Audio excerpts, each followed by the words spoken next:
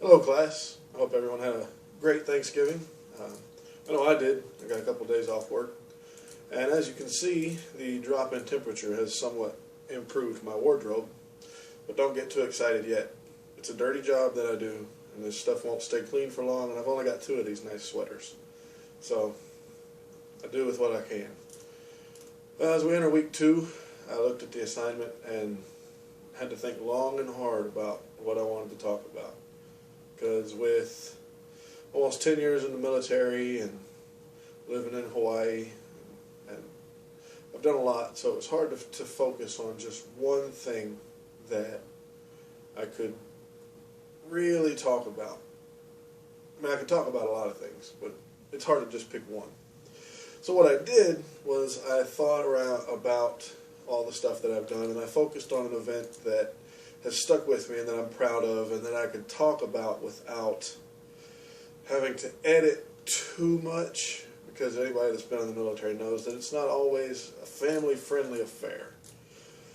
So I wanted to talk about my time in airborne school.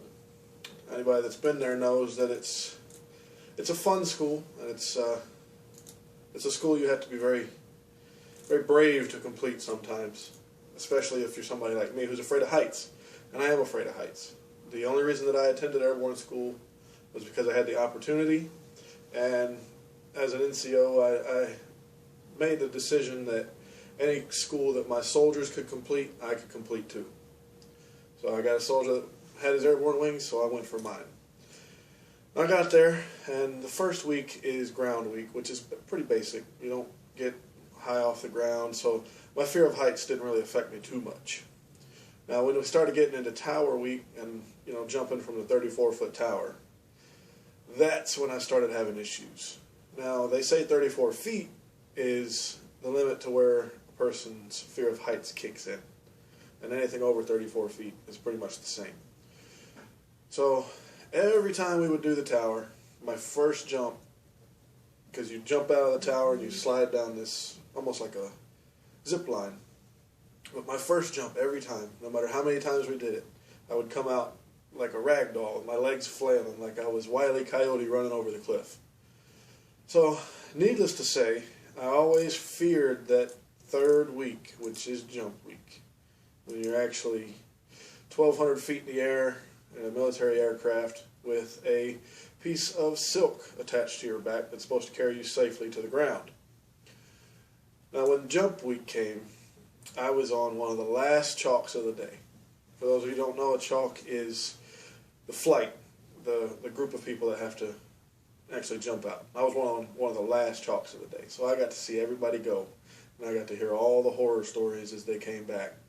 Like the guy that got to the door and peed and vomited, and the guy that wouldn't go, and I mean, just horrible, horrible stories that really mess with your fear of heights. But I made a pact that as long as I wasn't the first man, I would be fine, because the first man is staring out the door and he's seeing that ground fly by. So he's seeing the heights and having to absorb it. So as long as I wasn't him, I would be good. Turns out I was right. Wasn't as easy as I thought it was going to be, though. Because when we got on the plane, I was expecting a little bit of a fly time, 10, 15 minutes before I had to really get scared. Nope. As soon as those wheels came off the ground, the jump master was saying 10 minutes. Now, 10 minutes, that's when you got to start getting ready, because 10 minutes goes by pretty quick when you're terrified. But we stood up, hooked up to the line, and by the time he got to 1 minute, I believe I could have shaken right out of my boots. But thankfully, I was in the middle of the pack, so when the green light came and we were given the order to go, all I had to do was focus on the guy in front of me. I looked at the back of his helmet and just followed him like a lemming. If you've ever played that game, you know exactly what I'm talking about. You just follow blindly. And the next thing I know, I'm falling out of an aircraft, something that I never thought I'd be able to do. The feeling of being able to accomplish something like that was wonderful.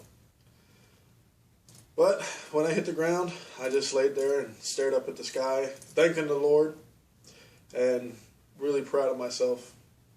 And I also enjoyed the beauty of watching other jumpers come out of that aircraft. If you've never seen it, it's something you got to see. It's amazing. But like I said, I still have that fear of heights.